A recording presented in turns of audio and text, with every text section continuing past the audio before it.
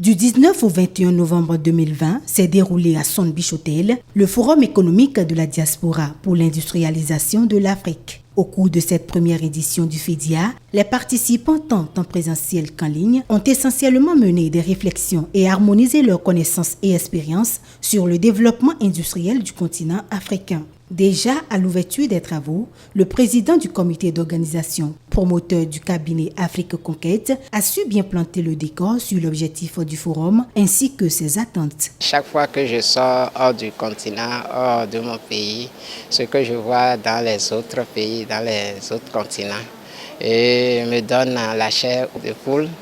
Et ce qui fait que je me suis dit, pourquoi l'Afrique ne peut pas aussi se développer comme les autres continents. J'ai aussi fait une analyse sur le plan économique.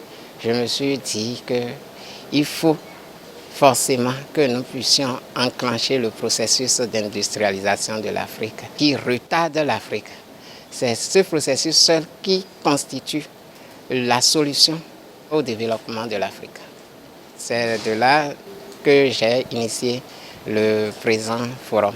Le FEDIA a pour premier objectif permettre à l'Afrique de transformer à 80% ses propres matières premières à l'horizon 2030 et que l'Afrique puisse devenir une puissance industrielle mondiale à l'horizon 2030. Démarré donc sur les chapeaux de roue, le FEDIA s'est rapidement poursuivi par les travaux en atelier. Plusieurs thématiques ont été abordées, à savoir le développement du potentiel énergétique de l'Afrique, le rôle de la diaspora dans l'industrialisation de l'Afrique, sans oublier les modèles et les types de financement qui conviennent au continent en matière d'industrialisation. Pour amorcer effectivement l'industrialisation de l'Afrique, je dis très bien, il faudrait que nous commençons par former des groupes solides et sûrs, parce que nous avons trop l'individualisme en Afrique. Ce sont ces groupes-là qui vont porter leurs initiatives vers les gouvernants et apporter des contributions, des propositions qui peuvent améliorer leur initiative. L'autre chose qui suit, c'est le système monétaire, la politique monétaire.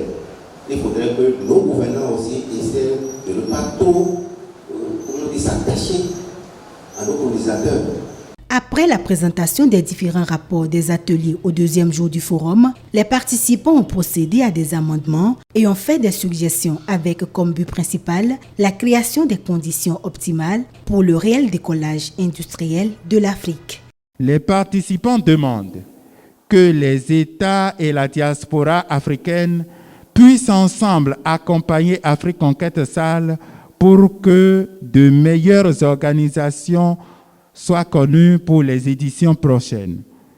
Ces recommandations indiquent clairement que les parties prenantes aux questions de l'industrialisation et de l'énergie doivent travailler aux côtés de FEDIA à l'atteinte des objectifs qui visent l'installation des industries lourdes en Afrique. Au dernier jour des travaux du forum, les participants ont formulé des recommandations tant à l'endroit des décideurs que des partenaires techniques et financiers et des acteurs du secteur industriel. Ainsi, ces derniers s'engagent à la mise en œuvre des résolutions. Max Tometti, quant à lui, se dit non seulement satisfait de la qualité des échanges, mais aussi confiant pour leur mise en œuvre. Nous allons créer une agence chargée de suivi des recommandations issues des travaux. Elle aura des annexes dans tous les pays de l'Afrique. Notre ambition est de voir traduire ces actes et de façon progressive des recommandations du forum.